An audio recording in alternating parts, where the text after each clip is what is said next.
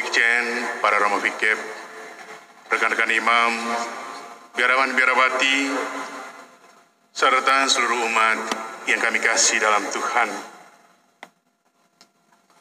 Natal sudah berlalu, akan tetapi wangi-wangian sukacita dan damai sejahtera mengalir darinya masih sangat terasa kuat, menelusup masuk dalam relung-relung kehidupan semesta. Pohon-pohon Natal masih ada, lampu-lampu Natal masih ada, lagu-lagu Natal masih ada. Semua kita masih merasakan kegembiraannya. Dan lebih lagi, peneguhan persaudaraan yang diletakkan sebagai titik sentral dari semangat Natal sungguh tepat waktu. Ketika kita hendak mengumpulkan kembali semua puing kehidupan yang sedemikian remuk dihantam badai COVID-19 yang kurang lebih 2 tahun terakhir kita alami. Dengan kekuatan semangat Natal, kita akan meniti pergumulan bersama pada tahun 2022 ini.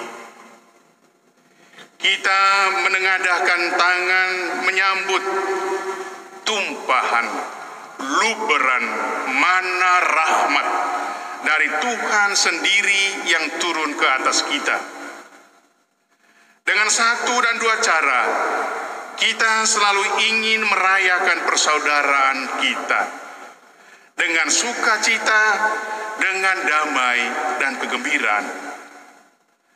Dan dalam beberapa hari ini, kita tekun bersatu dalam suasana persaudaraan dengan semangat kekeluargaan umat Allah dalam pertemuan pastoral kita, dan sekian banyak hal yang telah kita perbincangkan serentak membangun keputusan yang terbaik bagi karya pastoral keuskupan kita ke depan. Semua ini adalah bagian yang tak terelakkan dari ziarah, dari pastoral kita dalam bingkai iman kita, dalam bingkai harapan, dan dalam bingkai kasih. Dan secara khusus, kita padatkan dalam semangat dasar keuskupan kita, Omnia in Caritate. Saudara-saudaraku umat beriman yang terkasih dalam Tuhan, dalam bacaan pertama pada sore hari ini yang kita ambil dari kitab Nabi Yesaya, setidaknya kita temukan beberapa pikiran kunci. Dan semua pikiran itu sungguh membesarkan hati dan juga memberi pengharapan. Dari bab 62 ayat 11, ada penegasan akan kisah kedatangan keselamatan. Yesaya Nabi Tuhan pada abad ke-8 sebelum Kristus di kerajaan Yehuda itu berseru, sesungguhnya keselamatan itu datang. Karena keselamatan itu sungguh sudah datang, maka orang-orang Yehuda dengan sendirinya memiliki martabat istimewa yang sungguh membanggakan kehidupan mereka. Mereka memiliki harga diri yang luar biasa, karena kisah keselamatan itu datang menjumpai mereka. Ada empat ungkapan yang penuh arti yang dipakai oleh Nabi Yesaya untuk melukiskan keadaan bangsa yang Yehuda yang penuh dengan kegembiraan itu.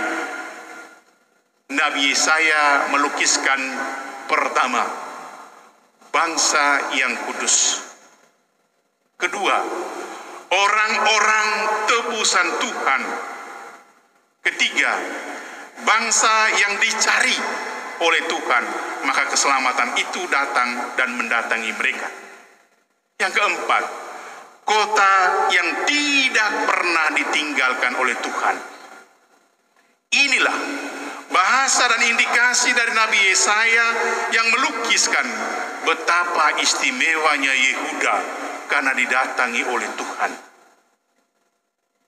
Saya mengajak kita sekalian sebagai gembala-gembala umat, mengajak kita sekalian sebagai anggota Dewan Pastoral Paroki, tokoh-tokoh gereja, tokoh-tokoh masyarakat, bapak dan ibu keluarga, para pendidik dan para pengajar, para pemimpin dan penanggung jawab dalam kehidupan bersama, untuk menempatkan 4 ungkapan Nabi Yesaya itu dalam tugas dan tanggung jawab serta kepercayaan yang Tuhan berikan kepada kita masing-masing.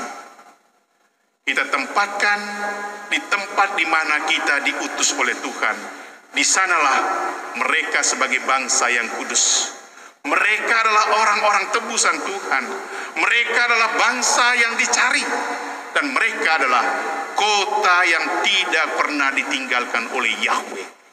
Ini yang kita bawa dalam tugas kita masing-masing.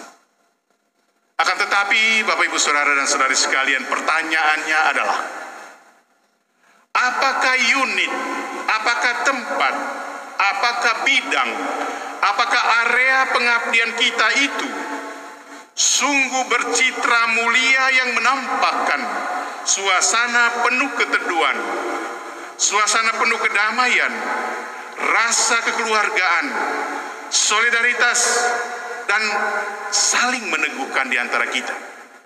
Apakah semua keutamaan ini juga menjadi cuaca dari unit-unit dan tempat-tempat di mana kita melayani?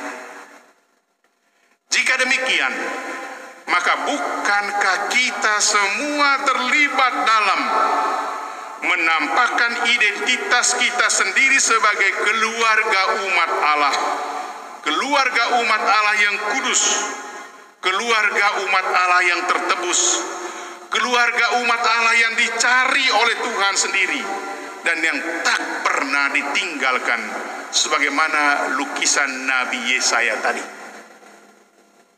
Mari kita renungkan episode Natal yang tergema dari Injil Lukas yang telah kita dengar pada sore hari ini.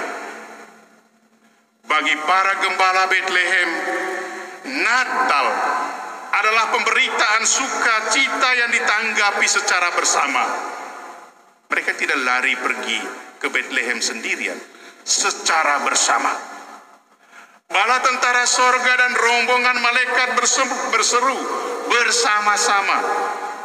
Kemuliaan bagi Allah di tempat yang maha tinggi, damai sejahtera di bumi antara manusia yang berkenan padanya. Bala malaikat mengungkapkan ini bersama-sama. Yang indah dari para gembala bukan cuma bahwa mereka mendapat kehormatan atau privilege ilahi untuk mendengarkan berita kelahiran Sang Juru Selamat pada tempat yang pertama. Tentu bukan cuma itu. Tetapi bahwa mereka memiliki satu gerakan hati bersama-sama yang dapat kita maknai sebagai tanggapan bersama. Karena itu, ayat ke-15 dari pasal 2 Injil Lukas sungguh inspiratif bagi semua kita. Setelah malaikat-malaikat itu meninggalkan mereka dan kembali ke sorga, gembala-gembala itu berkata seorang kepada yang lain, "Mari kita pergi ke Bethlehem untuk melihat apa yang terjadi di sana seperti yang diberitakan Tuhan kepada kita." Kepada kita. Karena itu, Bapak Ibu Saudara dan Saudari sekalian, Natal pada intinya adalah sukacita dan sorak-sorai bersama yang menghubungkan satu dengan yang lain dalam semangat persekutuan, semangat persaudaraan, dan dalam kasih. Yesus lahir miskin dan sederhana, tetapi ia kaya dalam sukacita dan damai. Yesus lahir terpencil di kota Bethlehem, tetapi ia tak terkutuk kecil dari bangsa-bangsa yang jauh dalam diri 3 orang dari Majus itu. Yesus lahir di tempat yang sunyi, tetapi sorak-sorai para malaikat sorgawi sungguh-sungguh membahana di bumi. Yesus hanya didatangi dan dijaga para gembala miskin dan sederhana di Betlehem. Tetapi kelahirannya sungguh merepotkan hati Herodes dan seisi Yerusalem yang panik dan gelisah mendengar kelahirannya. Yesus lahir, namun tak ada tempat bagi mereka di rumah-rumah penginapan. Tetapi ia tetap agung, ia tetap mulia walau hanya lahir di sebuah palungan. Bapak, Ibu, Saudara, dan saudari sekalian yang saya kasih, saya ingin mengajak para romo semua kembali sejenak pada tema perayaan kita pada sore hari ini. Kita kembali pada sumber kekuatan kita, yakni cinta Kristus yang menggerakkan persaudaraan di antara kita. Cintanya adalah energi yang melampaui segalanya, melampaui awal dan akhir dari semuanya dalam kehidupan dan pelayanan kita. Ketika persaudaraan kita ada dalam cinta Kristus sendiri, maka dia akan menjadi sesuatu yang hidup, sesuatu yang bergerak, sesuatu yang tumbuh, dan sesuatu yang mekar dalam diri kita dan pelayanan kita.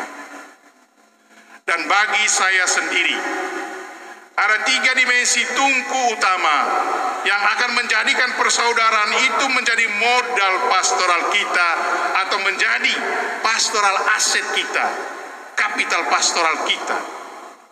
Pertama, persaudaraan membutuhkan komitmen personal yang kuat untuk tumbuh dalam kedewasaan iman, dalam pelayanan, dalam komunio gereja lokal kita. Kedua, persaudaraan juga mengandaikan keterbukaan dan kerelaan interpersonal di antara kita para pelayan Tuhan. Pertama-tama dan kemudian kondisi itu mesti dialami dengan penuh sukacita bersama umat yang kita layani dalam satu spirit sentire cum ecclesia.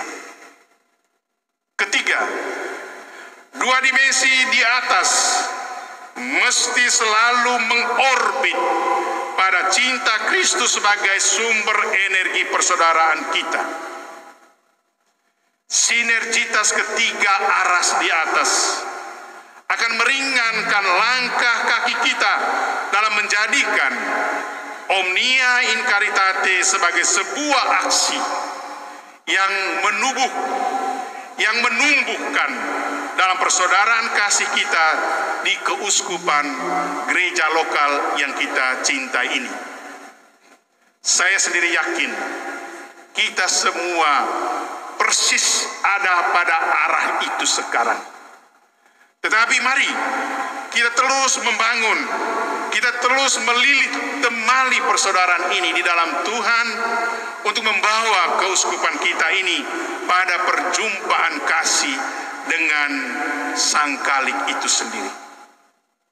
Akhirnya dari tempat ini kami sekali lagi mengucapkan selamat pesta Natal bagi kita sekalian dan selamat tahun baru.